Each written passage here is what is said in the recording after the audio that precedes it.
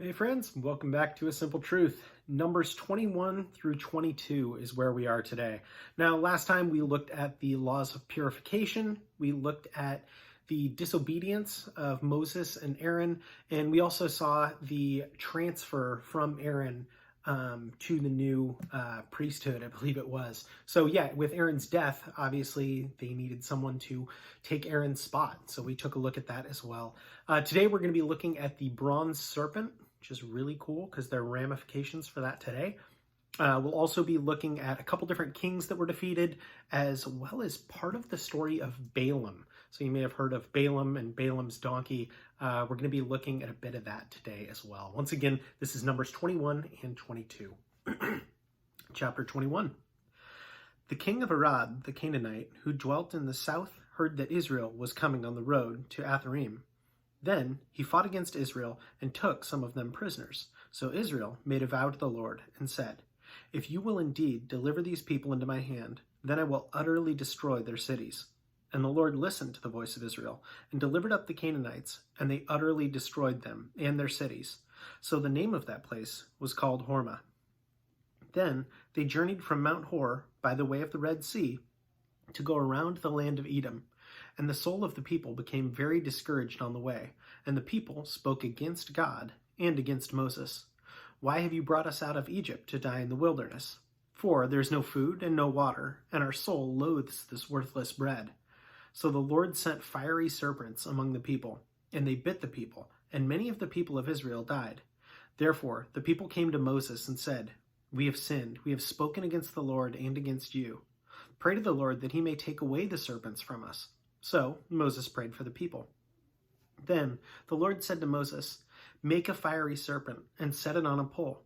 And it shall be that everyone who is bitten and when looks at it shall live." So Moses made a bronze serpent and put it on a pole. And so it was, if a serpent had bitten anyone, when he looked at the bronze serpent, he lived. Now the children of Israel moved on and camped in Naboth. They journeyed from Naboth and camped in Abrim, in the wilderness, which is east of Moab, towards the sunrise, in the valley of Zered. From there they moved on and camped on the other side of Arnon, which is in the wilderness that extends from the border of the Amorites. For the Arnon is the border of Moab, between Moab and the Amorites. Therefore it is said in the book of the wars of the Lord, "Wahib in Surpha, the books of the Arnon, and the slope of the brooks that reaches of the dwelling of Ar, and lies in the border of Moab." From there they went to Beer, which is the well where the Lord said to Moses, "Gather the people together, and I will give them water." Then Israel sang this song, "Spring up, O well, all of you sing to it. The well the leaders sank, dug by the nation's nobles, by the lawgiver with their slaves."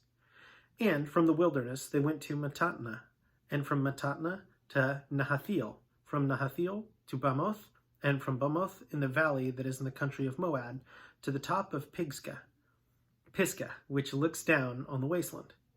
Then Israel sent messengers to Sihon, king of the Amorites, saying, "Let me pass through your land. We will not turn aside into the fields or vineyards. We will not drink water from wells. We will go by the king's highway until we have passed through your territory."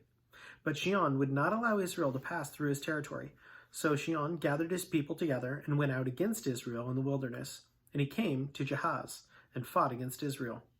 Then Israel defeated him with the edge of the sword and took possession of his land from the Arnon to the Jabbok, as far as the people of Ammon.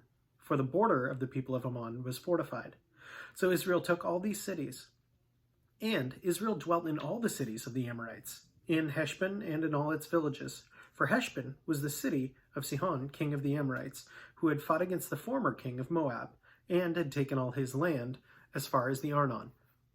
Therefore, those who speak in the Proverbs say, "Come to Heshbon, let it be built, let the city of Sihon be repaired." For fire went out from Heshbon, a flame from the city of Sihon. It consumed Ar of Moab, the lords of the heights of Arnon. Woe to you, Moab! You have perished, O people of Chemosh. He has given his sons as fugitives and his daughters into captivity to Sihon, king of the Amorites. But we have shot at them. Heshbon has perished as far as Dibon, when we laid waste to Nophah, which reaches Medeba. Thus Israel dwelt in the land of the Amorites. Then Moses sent a spy out to Jazer, and they took its villagers and drove out the Amorites who were there. And they turned and went up by the way to Bashan. So Og, king of Bashan, went out against them, he and his people, to battle at Edrei. Then the Lord said to Moses, "Do not fear him, for I have delivered him into your hand, with all his people and his land. You shall do to him as you did to Sihon, king of the Amorites, who dwelt at Heshbon." So they defeated him, his sons and all his people, until there were no survivor left him, and they took possession of his land. Chapter 22. Then the children of Israel moved and camped at the plains of Moab, on the side of the Jordan across from Jericho. Now Balak, the son of Zippor, saw all that Israel had done to the Amorites, and Moab was exceedingly afraid of the people, because they were many, and Moab was sick with dread because of the children of Israel. So Moab said to the elders of Midian, "Now this company will lick up everything around us, as an ox licks up the grass of the field." And Balak, the son of Zippor, was king of the Moabites at the time. Then he sent messengers to Balaam, the son of Beor, at Pethor, which is near the river in the land of the sons of his people, to call him, saying, "Look, a people has come from Egypt. See, they cover the face of the earth and are settling next to me. Therefore, please come at once. Curse this people for me, for they are too mighty for me. Perhaps I shall be able to defeat them and drive them out of the land. For I know that he whom you bless is blessed, and he whom you curse is cursed." So the elders of Moab and the elders of Midian departed with the diviner's fee in their hand, and they came to Balaam and spoke to him the words of Balak. Then he said to him, "Lodge here tonight, and I will bring back word to you, as the Lord speaks to me." So the princes of Moab stayed with Balaam. Then God came to Balaam and said, "Who are these men with you?" So Balaam said to God, "Balak, the son of Zippor, king of Moab, has sent me, saying, 'Look, a people has come out of Egypt, and they cover the face of the earth. Come now, curse them for me.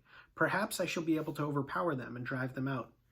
And God said to Balaam, 'You shall not go with them. You shall not curse the people, for they are blessed.'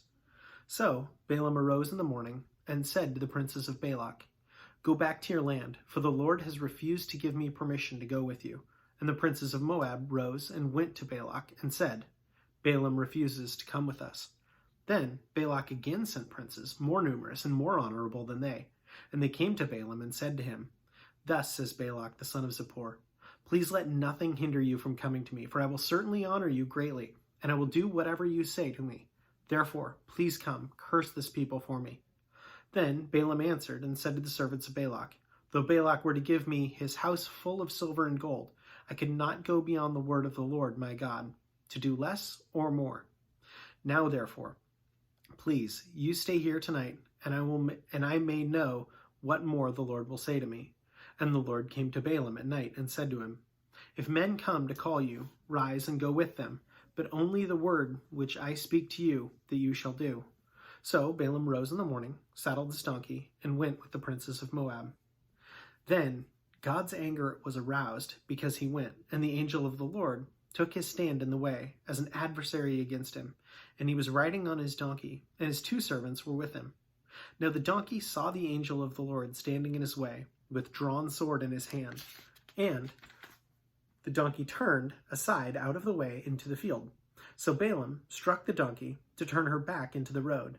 Then the angel of the Lord stood in a narrow path between the vineyards, with a wall on his side and a wall on that side. And when the donkey saw the angel of the Lord, she pushed herself against the wall, and so crushed Balaam's foot against the wall. So he struck her again. Then the angel of the Lord went further, and stood in a narrow place where there was no way to turn either to the right or to the left. And when the donkey saw the angel of the Lord, she lay down under Balaam. So Balaam's anger was aroused, and he struck the donkey with his staff.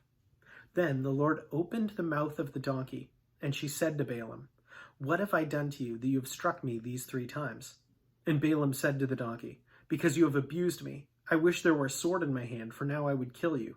So the donkey said to Balaam, 'Am I not your donkey, on which you have ridden ever since I became yours to this day? Was I ever disposed to do this to you?' And he said, 'No.' Then the Lord opened Balaam's eyes, and he saw the angel of the Lord standing in the way with drawn sword in his hand, and he bowed his head and fell flat on his face.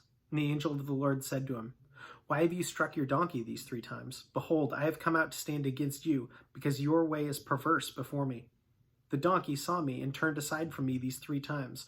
If she had not turned aside from me, surely I would also have killed you by now, and let her live." And Balaam said to the angel of the Lord, "I have sinned, for I did not know you stood in the way against me. Now therefore, if it displeases you, I will turn back." Then the angel of the Lord said to Balaam, Go with the men,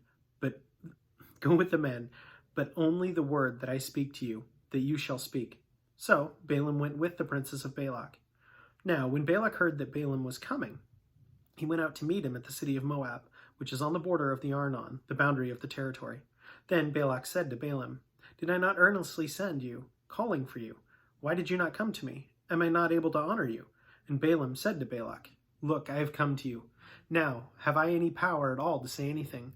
The word that God puts in my mouth, that I must speak." So Balaam went with Balak, and they came to Kirjah Huzoth.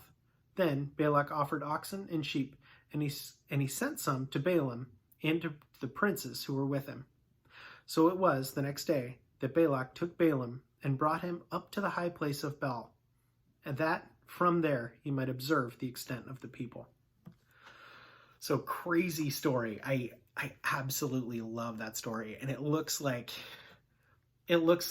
that though Balaam is kind of all over the place, he's like, "Oh, this is the Lord my God," and then he's disobedient, that God still works with that. I mean, there are times when I read this story and I'm like, did Balaam truly believe in God? Did he not? Did he see him as just another lowercase g? Or did he truly believe in the Lord my God, as he says? And I don't fully know the answer to that, but I do know that to some degree it doesn't matter from a certain perspective. Obviously it matters, but at the same time, God is able to work through his people. He is also able to work through those that don't profess belief in him. I mean, that's what we see when God is working through the Israelites, and he works with other armies as well to subdue the Israelites when they need to be punished. And I think that's what I'm kind of taking away from this is really it's incredibly important that we believe the word of God. But at the same time, really from my perspective, I'm just called to love and spread the gospel. And God can work on both ends. He can work in people's hearts. I'm just called to plant a seed. So it's incredibly humbling, but a very good thing. Anyway, just some of the stuff I've been thinking about today. As always, thanks so much for joining. Have a great rest of your day.